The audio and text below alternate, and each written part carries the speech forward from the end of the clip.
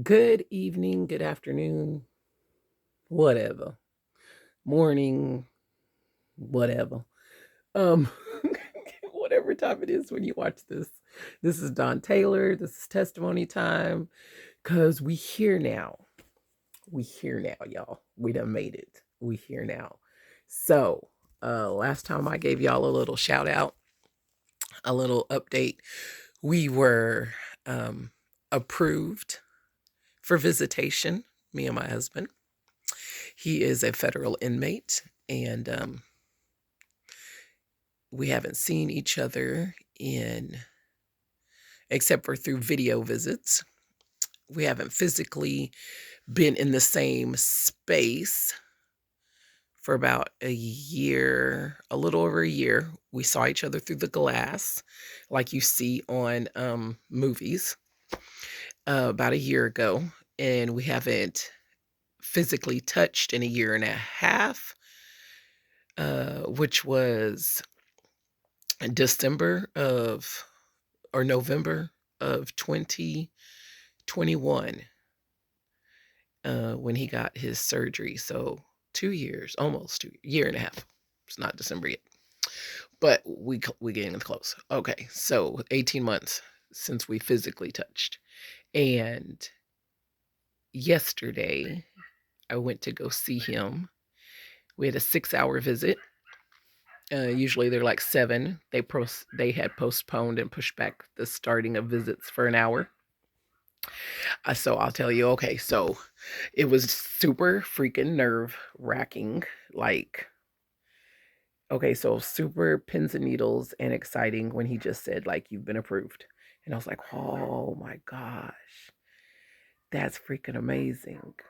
Like, at any time, I can come see you and we'll be able to, like, actually be in your presence. Whoa. Okay, so that was like exciting.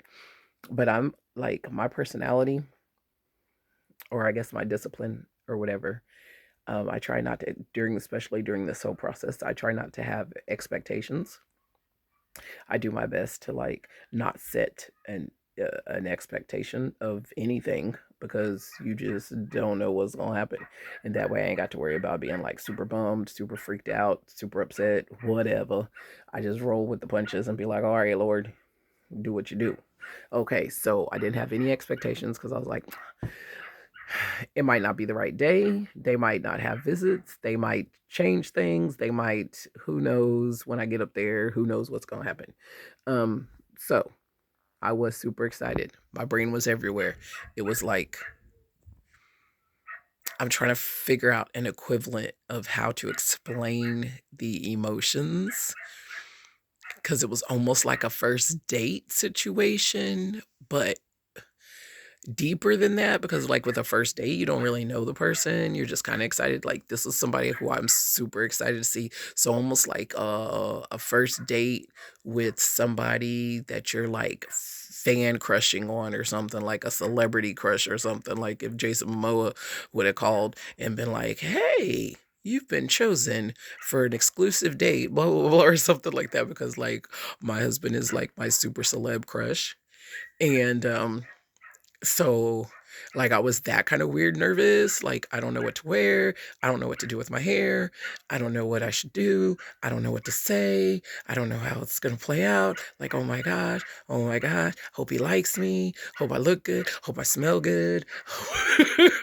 Like, all of this is going through my brain. I changed my hairstyle about 18,000 times. I had to work that morning. The next day I had to work, so I was just like, I work overnight, so I was like, I'm gonna leave for my job and just come straight there. That'll put me there at like 8 o'clock in the morning, which is when they are supposed to start visits. So I mean, that's what I did. I worked all night, and then so of course I'm like work funky because my work is physical. Like I walk around and sweat sometimes and do stuff. And so I was like not stank, but like work funky and stale. And so I'm like, but you a prisoner, so maybe you don't really care. You're also my husband, so you love me no matter what. But still, then the other part of me is like, I want to make a good impression as if I don't know him or something. And then like, because it's your dude. So you want to like look good, you want to smell good, you want to do all that, but the logistics of the whole thing, I just couldn't. So anyway, I rushed home. I went to the bathroom. I tried to freshen up a little bit or whatever. Grabbed a shirt because I didn't know what shirt also would be appropriate. I don't own a lot of, they tell you like you can't be like provocative, you can't show stuff, can't be tight. Like I'm thick. I said thick. I'm thick. I'm full figured. I'm plus size. I'm big. I'm whatever you want to call that. So all my clothes fit. And they was like, no tight fitting. All my clothes is basically tight fitting because I'm big. It's just how it looks. Not on purpose. It's just how it looks. So I was like, I don't know what to wear. So anyway, so I had like a random shirt in the car and I had a random shirt on. And I came home and I put on this other random shirt, like that had like a normal collar and that didn't have stains.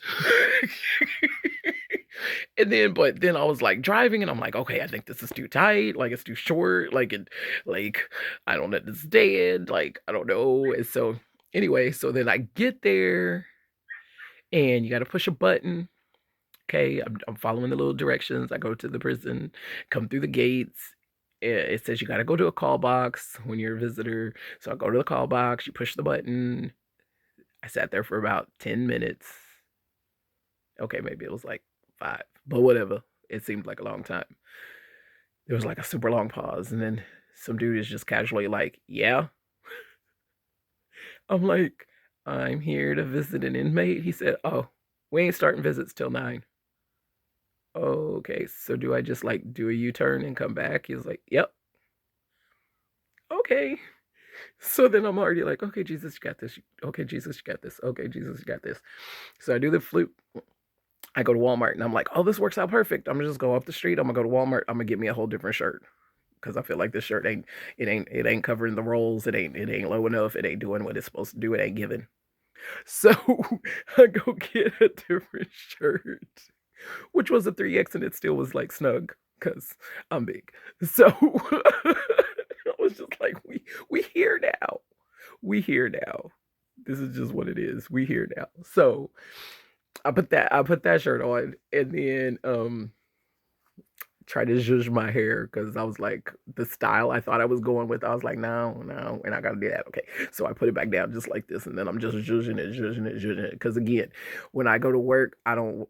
I roll my hair up and put it in a big old fat ugly bun or a big sloppy ponytail because it's work. Okay, and because it's so much hair, I don't want it caught on stuff.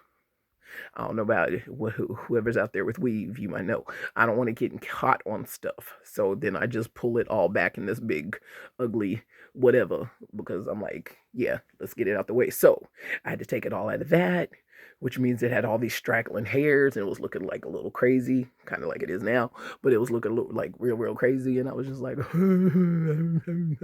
so anyway, this is what it's like inside this head except for there was a couple more voices and we're all talking like super loud and the Holy Spirit is sitting back like I'm gonna just let y'all do what y'all do because you ain't making no choices or decisions. I don't really need to speak up. You just do what y'all do. So there was like a board meeting, but it wasn't really a board meeting. It was more like not even a conference call. It was just like everybody showed up in the middle of the night in their pajamas with their snacks and was like, "Oh my gosh, what are we doing? What's going on? Like, what does she got going on with her head? Like, what is that? And what is that shirt? Is that Stitch? Is she wearing Stitch?"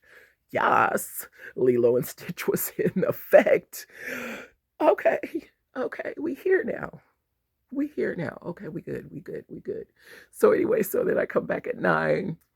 He calls and I knew he was gonna call because like he thought I was gonna be there at 8. So he calls and he was like, so what's going on? And I'm like, they said that they don't start visits till 9. It's pushed back and I'm here. I'm waiting.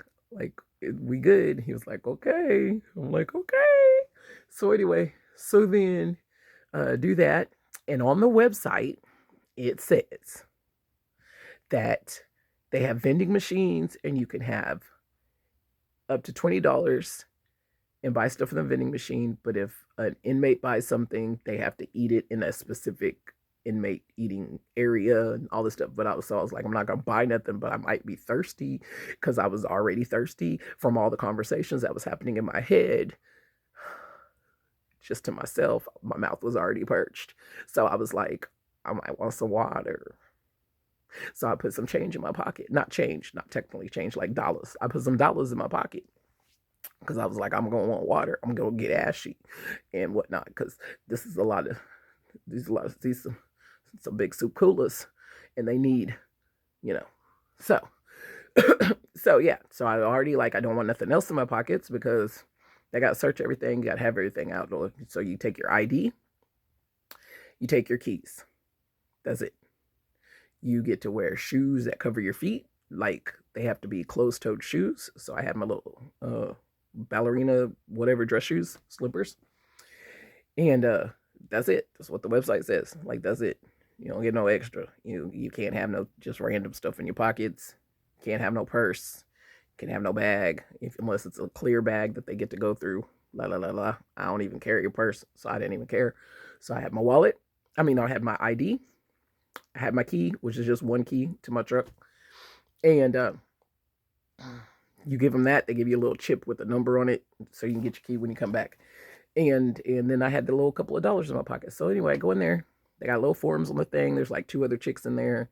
The dude, when I come back through, he tells me like, this is what you need to park at. Don't go down that road. If you go down that road, you're going to get pulled over. Make sure you park in this area. Walk over. Da, da, da, da, da. I'm like, okay, cool.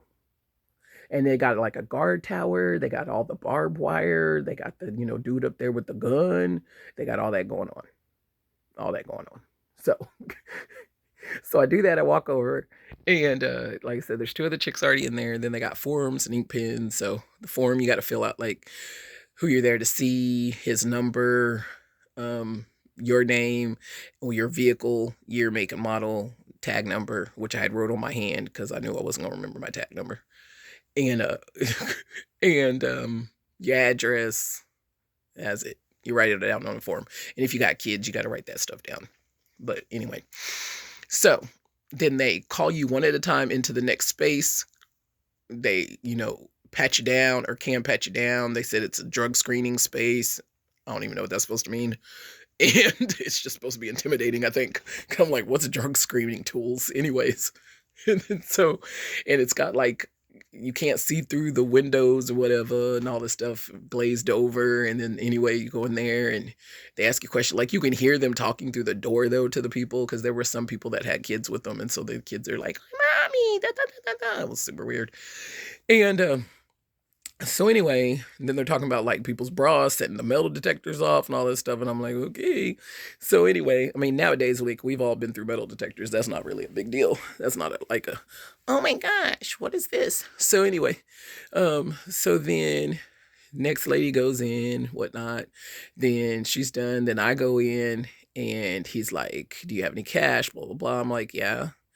He's like, can't have cash. Oh. He was like, I'll hold on to your stuff. I can't hold it for you because if something went missing, then, he said, but you can go take it back to your truck or your vehicle and, come back in. I'll hold your ID and stuff in spot. So I was like, okay. So I took the cash out and I'm like, that's not what the website says. The website be lying, y'all. The website be lying. So anyway, I didn't say that to the gentleman. It was just over here in my head. That was the conversation the girls was having. So anyway, so I go do that. Some other lady is in there, but he lets me come through before her because he held my spot, I guess.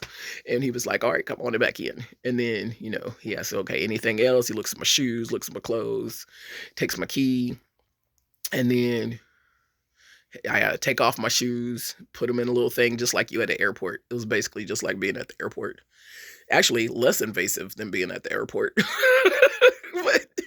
but yeah, so he gives you like the little tray like they do at the airport. And they got the little conveyor belt and all that stuff. You take off your shoes, you put your shoes in the tray, make sure nothing's in your pockets. You walk through the metal detector, nothing went off. because he was like, is your bra got underwire? Blah, blah, blah. I was like, it's got metal clasps. And he was like, yeah, that happens a lot. He was like, just go through. And it didn't go off. He was like, sometimes it works, sometimes it don't. I was like, all right, cool. Maybe they ain't real metal. I don't know. Whatever. Having weird conversation with the dude. It was super weird. Anyway, so then he was like, he assumed I knew like what to do. I didn't know what to do. So I'm handing him like, I don't know what you want. Like, he's like, no, just your ID. And I'm like, do I take this? Do I go? And then the chick that already went in front of me is like in the next space. She's like, no, come in here and sit down. I'm like, okay. So then I go in there and it's like another little space with seats and through the door. And so then I sit down. She was like, we just sit here and wait for a guard to come get us. And I was like, oh. And then had like random conversation with her about like, does it get like busy? Does it get full? And she was like, yeah, it'd be packed. It's like, okay. So then sure enough, some guard came in and was like, what y'all doing today? And the lady was like, just here to visit. Well, nah, what you think we doing, guard?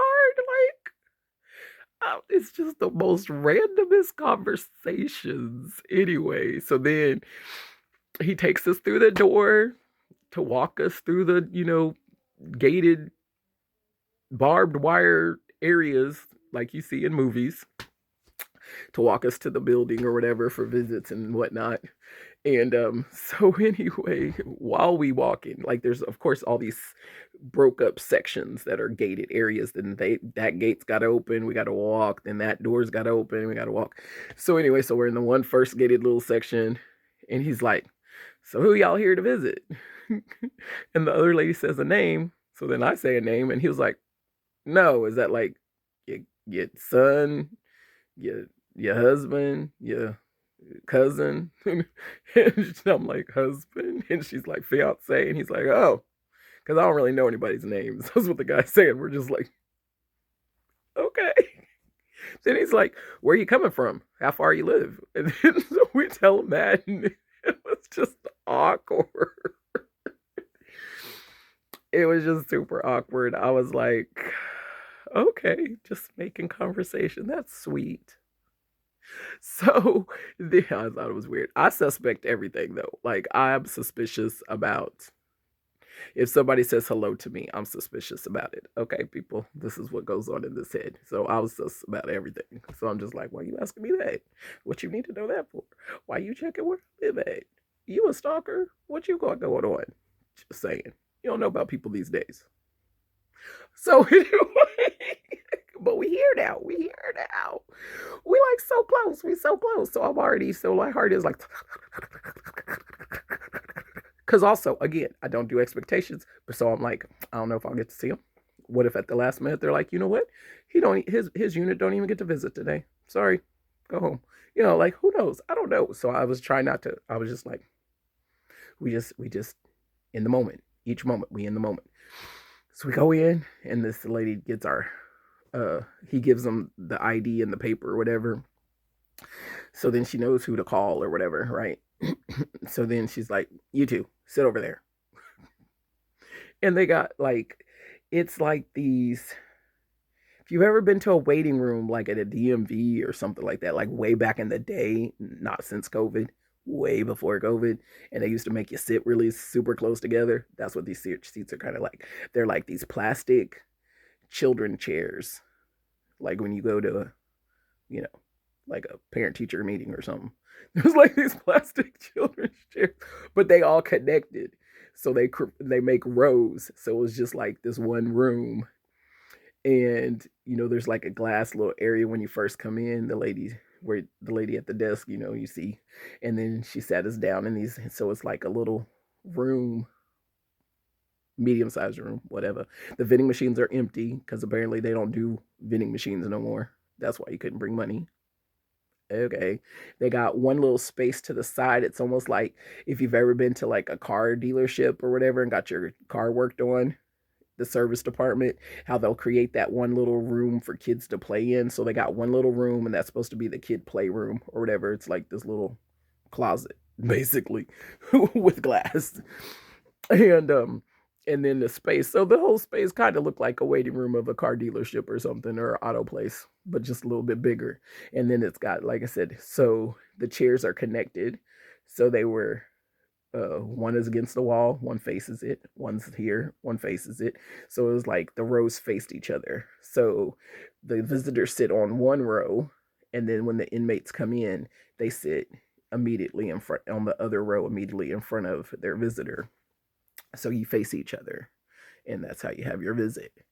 And so my husband, of course, was the last one called because, of course, I had to be on suspense, right? Because I'm probably like the only one in there that was like freaking out because I think everybody else was just used to this. They like this was their norm. Like they were already like, yeah, old school with it. So people are like spaced out a little bit. Me and the lady that came in together are like just one seat away from each other because she was just like, girl, sit down. I was like, okay. And then there was like a little cute couple over here, a little older couple came to see their son, and they all looked alike. Like the daddy, the mama, and the son, who was an older man, all looked like each other. It was cute, weird, but cute. So anyway, they were like over here, and so yeah, one by one, people came through the door, found their people, sat down. Came through the door, found their people, sat down. Came through the door, found their people, sat down. And I'm just sitting there like, so basically, I know as soon as this door opens again, that's going to be my husband. So then I hear the door open, and then I turn my head, and that was my husband. Yep. And so then he comes around, and then we get to hug and kiss and stand there and stare at each other and sit down. And then, yeah, it was good. And I was still super nervous. And he was like, you're super nervous. He's like, your lips are doing that thing. You're super nervous. I'm like, uh-huh. Because also, okay, think about it. So it's also super crazy and nervous because of just I hadn't seen him in so long and getting to see him and everything like that. I'm like, oh. But also, like, legit, I'm sitting there with a whole bunch of prisoners. I don't know what these people's in here for. Like, legit, like, that's another concern. Like, when you think about it, that's another thing. Like, there's folks all around me. And then there's guards walking with their little, guns and billy sticks and clubs and whatever and whatnot, trying to look intimidating. So it's all like nerve wracking. But the cool thing is that like I always feel like super protected when I'm with my husband. Like um I've led 40 whatever years like watching my own back, basically. And even when I was married before, like the anyway, I had to watch my own back. I had to take care of my own issues. If like a dude approached me or somebody tried to run up on me or something like that, like even if I was with the other husband, I had to take care of me. Had pretty like yeah, I had to take care of me. And so but my husband protects me. Like he covers me. Like I already know that. Um it's always been like that. And I feel it. And I'm secure in it. Like so I could legit like after he sat down, then like I didn't have to like do the whole like because if yeah, it's a hypervigilance thing. It's just probably like PTSD, I'm sure, and all that other stuff. But I don't have to do it when I'm with him. It's probably the only time it never happens. It is the only time it never happens, um, where I'm constantly like just aware, looking and just aware. And so anyway, so that was cool. I mean, everything was cool. Like everything was like I don't even know what to equate the rest of it. The next 6 hours after him sitting down, and I, I don't know how to equate it with. I mean, like, how do you equate the best thing ever with the weirdest, most awkwardest thing ever at the same time? But it was. But I told him like what was crazy is like I feel like I could breathe sitting there across from him. Like I feel like I could breathe. I was like, I'm pretty sure I've been holding my breath for a really long time. kind of 2 years, but it feels like even longer than that. It feels like I've been living on bated breath or something. Like I've been living on this in this weird space of living, but something snatching you, like something having you, where you're like, if you are a survivor of any type of traumatic experience, and then to be a survivor of several different traumatic experiences, I think there's just always this living with an expectation of something tragic happening. So it's like with bated breath, basically. It's like with no, like a shortness of breath, like a not a full inhale and exhale, because you just have this thing that's like pinching something, instead of, like, if you've ever been on an oxygen tube, like, that's been, and then, like, or you've seen in movies and then they pinch it or whatever, and so then you're kind of they let it go. Like it's almost like that or something. I think your life is just lived like that. And sitting with him for 6 hours, I got that.